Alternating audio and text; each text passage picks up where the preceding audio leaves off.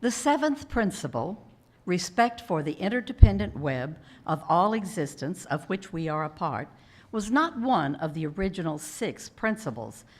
Due to our growing awareness of the sacred circle of life and the need to live in harmony with the rhythms of nature, it was added in the 1980s. But we can't say that us UUs were on the cutting edge of taking a stand for environmental protection. In the 1960s, Mother Nature began sounding alarms, signaling us how we no longer were living in harmony, but actually actively destroying our environment. In 1962, Rachel Carson wrote Silent Spring.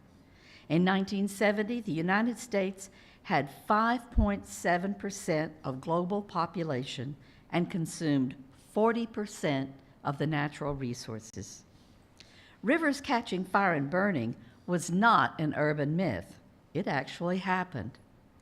And the air was just as polluted.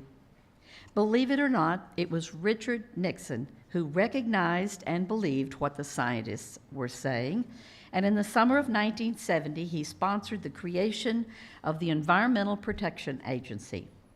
Nixon stated, "Shall we surrender to our surroundings, or shall we make our peace with nature and begin to make reparations for the damage we have done to our air, to our land, and to our water?" And ironically, today, the EPA is on Trump's hit list of things to be eliminated. When I was young, my toys were wood and metal. If you wanted to keep water off of it, you used rubber sheeting. Plastic was not an active part of the everyday household. And when it came in, it was wonderful. I mean, tablecloths could be wiped clean. And I even had an aunt that covered her living room furniture in it. A new study has found since 1950, the world has produced 19 billion tons of plastic, and less than 10% has been recycled. Jeff Mulgan, Chief Executive of the National Endowment for Science, Technology, and the Arts, and an influential writer on social and political issues, stated, "The biggest barrier to dealing with climate change is us, our own attachment to habits that are hard to shift, and our great ability to park or ignore uncomfortable choices." I'd like to leave you with this, with my apologies to Margaret Wise Brown and her goodnight moon. On the great green earth, there were trees in the ground and birds in the air.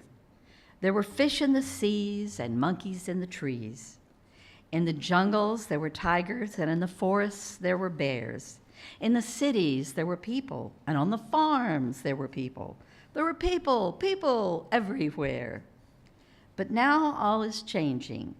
The seas, the forests, the jungles, the air, and the people, the creatures, everything is changing everywhere. Goodbye, monkeys. Goodbye, trees. Goodbye, fish. Goodbye, seas. Goodbye, tigers and jungles and forests and bears.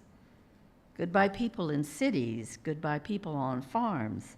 Goodbye, dear creatures everywhere. Goodbye, goodbye, our great green earth.